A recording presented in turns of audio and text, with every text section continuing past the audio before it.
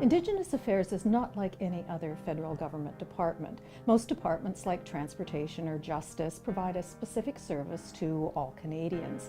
However, Indigenous Affairs provides all federal services for a specific group of people. They do the opposite. It helps to think of Indigenous Affairs as a super province. That's because it's not just Indigenous Affairs that we're talking about. Indigenous Affairs has 33 other federal departments and agencies that act as co-delivery partners in providing services and programs to Indigenous communities. It has a budget of about $20 billion a year.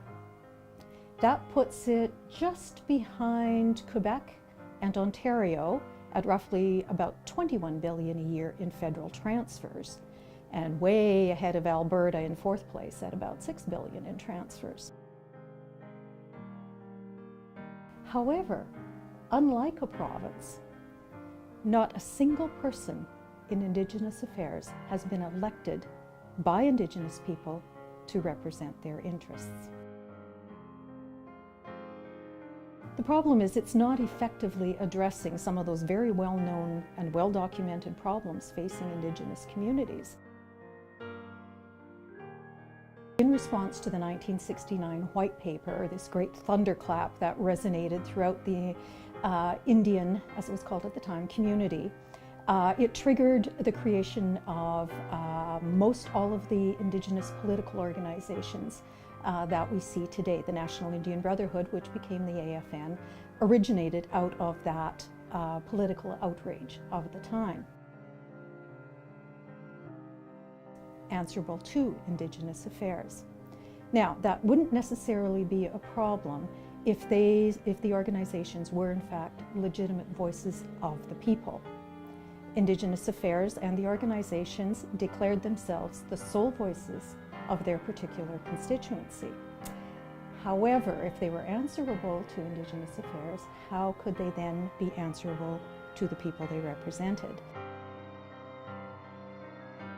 The legitimacy bestowed upon these organizations came from Indigenous Affairs. And in what Indigenous Affairs can bestow, Indigenous Affairs can take away. The other aspect of this is that it silenced all dissenting voices. Nobody else was allowed to speak on the political stage to represent the people's different points of view. Only those selected government-sanctioned organizations. And the effect of this was to silence other voices. And that's what we're seeing written on the faces of so many Indigenous people across this country: powerlessness. If Indigenous leaders had been able to figure out a way to liberate themselves from Indigenous Affairs control, the political organization and the chiefs and councils, they would have done it by now.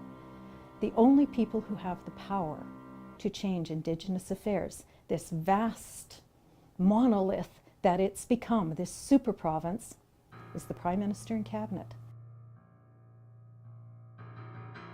Political leaders, if they're wise, will take advantage of this interest by non-Indigenous Canadians, because it doesn't happen all that often, to find a new way, to find a new path. And key to all of this is empowering individual, ordinary Indigenous people so that they have a voice.